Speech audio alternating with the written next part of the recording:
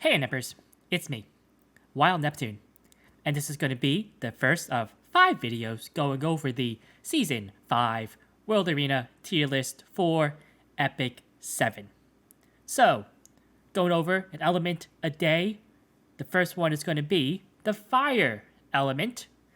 But before we get into it, if you're new to the channel, please like, subscribe, comment, and follow me at Twitch at twitch.tv/wildneptune, where we play Epic 7 and other games too. So, brief overview of the tiers. We have Dominant. These are units that are extremely powerful. The draft and meta overall is often dictated by the units that will be in this section of the tier. We have the meta picks. These are going to be the units that typically are going to fill out most of the draft. Might not quite warp matches the way that the ones above them do, but they're definitely the mainstays of the format. Alternative picks, these are basically substitutes for maybe your other picks are banned, maybe you need some sort of redundancy, or maybe you have a particular strategy going on where this pick will work the best in. Specialized, these are going to be units that are either purely counter picks or units that require a certain composition to work in. Out of the meta / meme, these are units here that might have been good at one point, but have since fallen out of favor, or units that are just, well, they're funny to use, I guess. And then not usually viable. These are units that typically won't see a lot of play because their value is very low in the majority of matches you will be in. Now, some of the units left in the hero list will end up in this tier. It's just that the ones already listed, I don't really have a lot to talk about. And keep in mind that this list is going to be tuned towards people who are trying to push for at least Emperor rank, which is going to be top 1,000. And keep in mind, too, that the unit that I perceive to be strong or not strong is dependent on my playstyle. I do have a bruiser type playstyle, and that means that my teams and units I built are good against certain other units, and they are bad against other ones that might be different depending if you say cleave, if you tank up. So that is also going to dictate how you feel about certain things. But hopefully this will be a good general overview on the good units and stuff. Coming up first, it's going to be the hero of the story, Adventurer Raz. And he is going to fit right into the alternative tier. So, at a pure power level, I think everybody agrees that A-Raz is not quite as strong as FCC, Crow, Carmen, the trifecta of knights in the meta right now. But A-Raz still has a good place overall. I don't really think you see him that much in the mid-tiers, but higher up, players have started using him again the way he was used before, as a fast unit to either get a defense buff or to dual attack right away and bring somebody like a Landy or a Spectre, give them that extra turn immunity that they might need for something, do that extra bit of damage to take care of a danger target. So I would say you do need it to be relatively fast.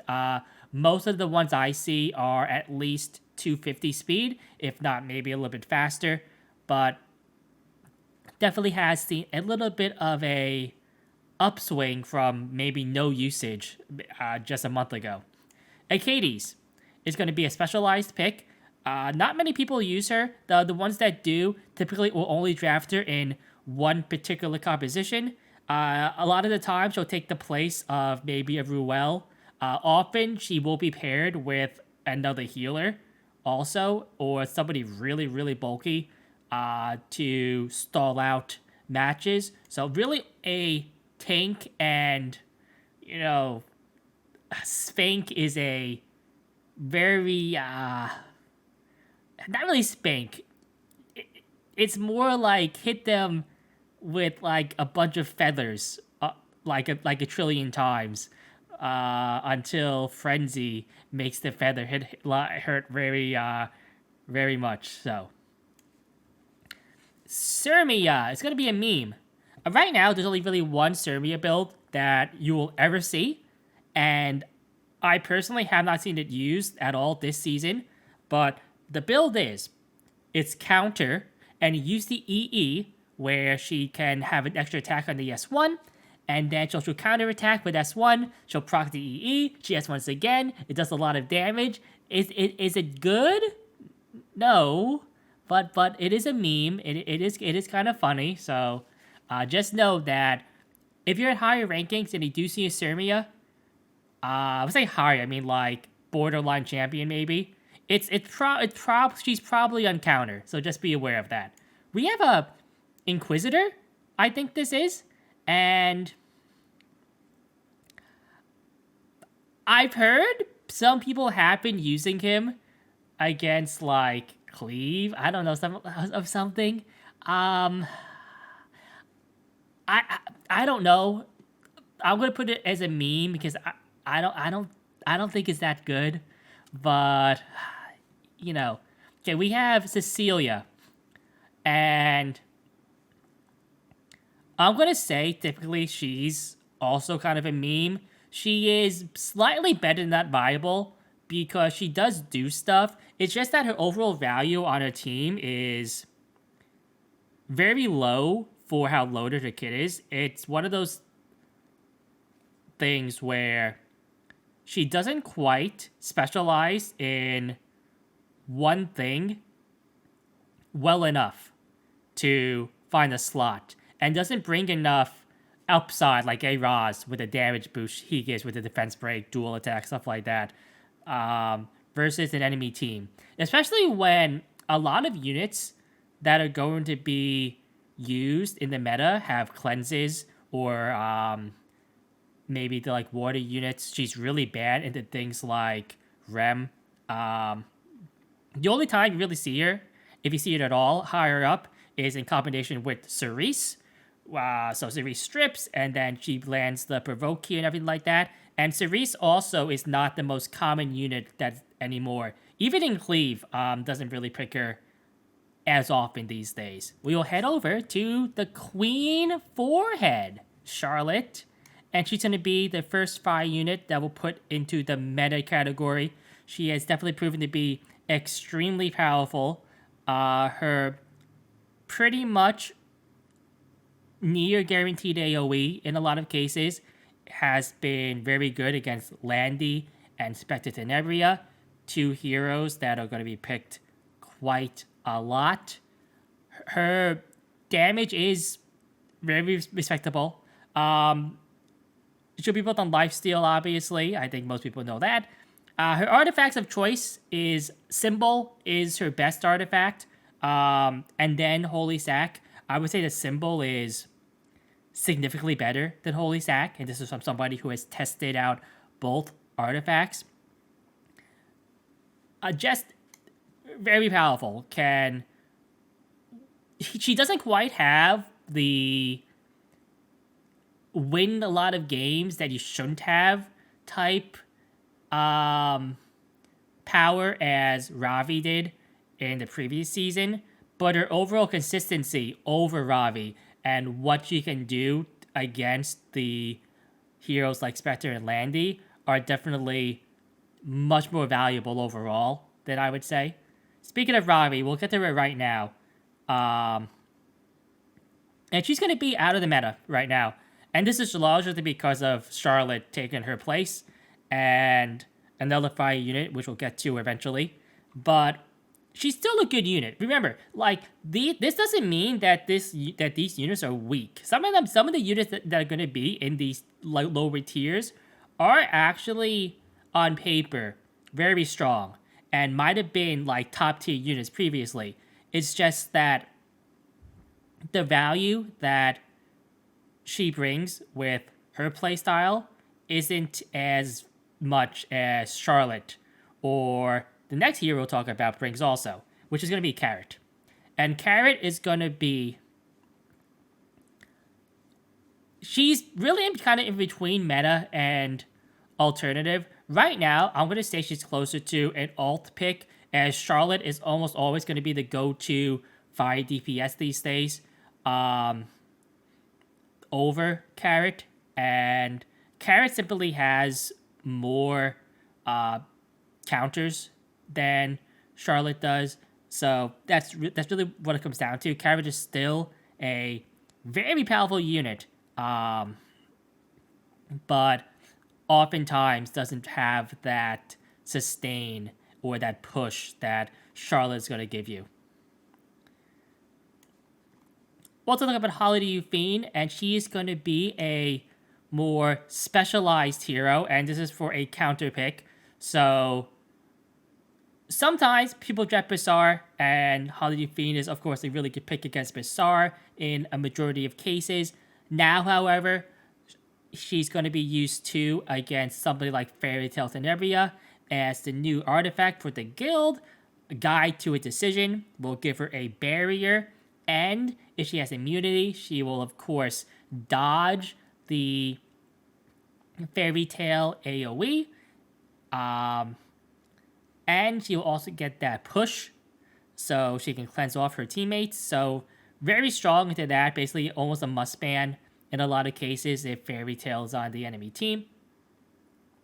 Her value as just a DPS now is a little bit lower, even with things like LRK not as common. There's a lot of sustain and still AoE punishes in the game, so picking her outside of those niche circumstances has been a little bit iffy. She's also not bad for anti-cleave now too, as she's a fire unit, and the most common cleave opener is going to be Pavel.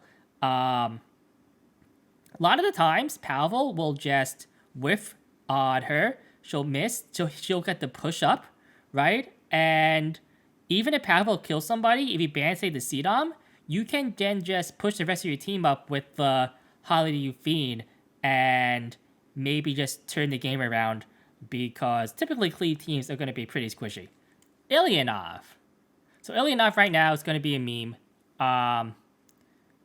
She's almost in the tier of not viable at all, but injury, it's a thing. The only real injury hero that's going to be of any usage is going to be a Ravi, and we won't get to her in a while into the Dark video. Ilyanov's injury just takes way too long to be viable in most cases. The only time you could really pick her is against one of those really very slow tank teams, and you would have to be sure that they don't have Spectre Tenebria on that team. Otherwise, Ilyanov is still a relatively poor pick. Even against those tank teams, I don't know how valuable Ilyanov would be in those situations. The fact that she's fire too doesn't really lend her any big favors, I would say. So, Judith. She's a speed character with a push. Honestly, most pure just S3 CR pushers are not in the meta right now. Occasionally, they'll see usage, but definitely very rare. Kana, she's a strong unit for PvE content, but right now for PvP, doesn't quite do enough. Kawana. Kawana surprisingly has seen experimentation before. This is because her base speed is relatively high, and she does have a stun on the S2, so she was used as a speed contest before. Same thing with Kayron. Kayron is in a weird place right now, where he doesn't quite do enough overall. He has really, there have been 3 traditional builds for Kayron. One of them has been the traditional, like 200-ish speed, high damage Kayrons. There's been the counter Kayrons, which have run base speed on counter stat with, say, Dust Devil, And that was sort of basically anti-cleaving to maybe cheese out some defense wins. And then there's the high-speed Kairon, so the ones that are like 300, 310 speed, that's just looking to get off maybe an S3 silence. I have run all 3 Kairons, and the only one I think that is actually okay is the high-speed one. And the first time I used this one, I got 15%ed. And I lost because of that. Now, granted, the gear I have on this Kairon isn't that great. Honestly, I should even have to worry about 15% because a good one with this build would have just killed the powerful anyway. I did not, so... But those are just the risks you take with Kairon.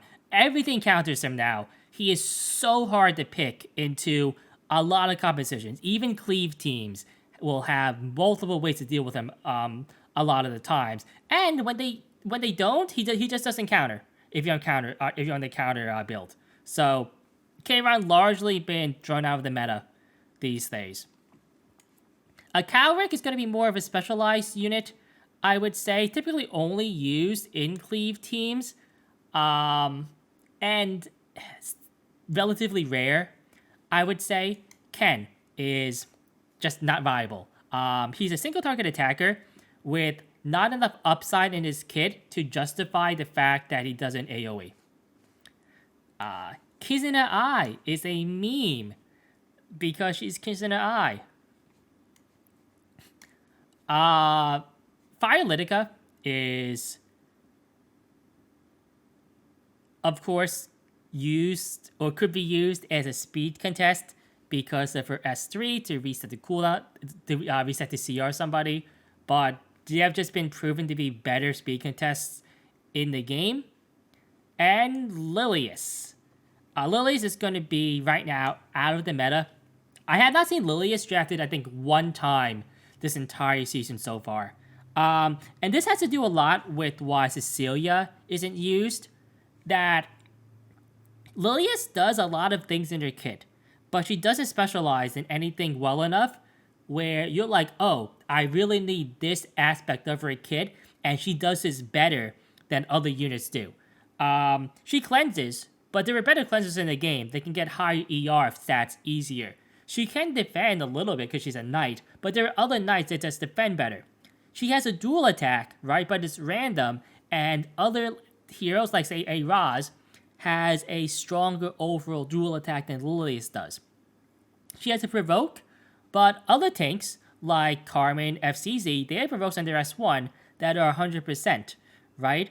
Just on the regular skill. So, yes, Lilius does a lot of things, but all the things she does is like a half tier below other knights where they're either more constant or more consistent in what they're doing. Cameron, the best healer in PvE content, but not typically used in PvP. We have the new Mercedes. So this is the old icon, but we are going to talk about the new one. And she's going to be a pretty good alternative pick right now. It's important to note that she can proc her counter off of other counters, I believe, which is really interesting because that's the way her artifact works. She does a lot of damage, and her strip chance and everything like that is actually really good. She's a high value target with a lot of upside when she goes off. I personally don't have a lot of trouble with her with my playstyle, but I definitely see like other people being kind of worrisome when they fight her. She can really turn the tides of some fights. Melissa is going to be a specialized hero, and I say this very loosely. She's probably more of a meme, honestly, like that. I have seen it a couple of times in Cleave as a niche counter to something like, say, a Bryceria, but that's pretty rare to see. Politis is going to be I always want to put in dominant. Right now, she's a meta hero. With but she counters a lot of heroes that will be in here, and no, I'm gonna go. I'm gonna put her into the dominant tier. Politis is a unit that, for a long time, Cleve was drafting her just so that they didn't have to fight her. A lot of players who use things like AOL Angelica will also draft Politis just so that the other team can't draft her, or they'll ban her for the other team can't draft her. That's how strong of a counter pick she is. Now, she's not always good in those circumstances against the units that she'll counter. And I would say overall, she's one of the higher skill cap hero, skill floor heroes in the game. So you'll be punished a lot more often for picking her in bad places versus the average hero, right? But when you do pick her in the right spot, she is very strong. So Soul, I'm gonna say he's a meme. There are instances where he could be useful, but Tenebria is gonna be not really viable at the moment. There's a very brief time where she was used a little bit, but I haven't seen her used in a couple of seasons right now. Shuri is going to be typically out of the meta. For a while, he was used as a speed imprint. And I think sometimes he might be still if the other player is speed contesting a cleave team. I typically don't speed contest cleave teams. I will bulk up or use a suite of anti-cleave units for my contesters.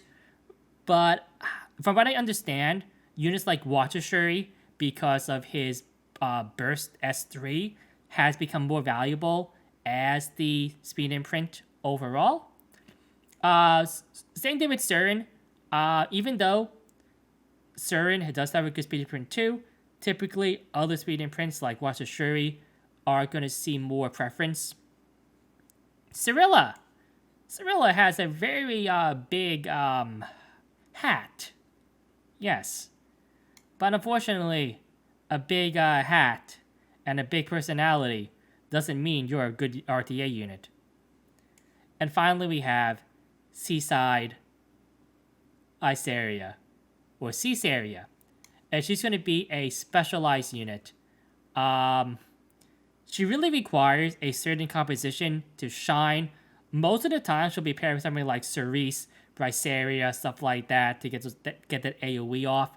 And she also has to be picked pretty late in the draft. I see a lot of players picking her in like their second or third slot, and that's too early. I don't think you pick her until like your last picks, because picking her third, you just give the enemy team way too much thought. Like, they have 3 picks to basically totally negate what you're doing with your team if you pick Caesarea, because they know what type of units you're going to draft, right? Since she is so locked in to what she's being used with right now.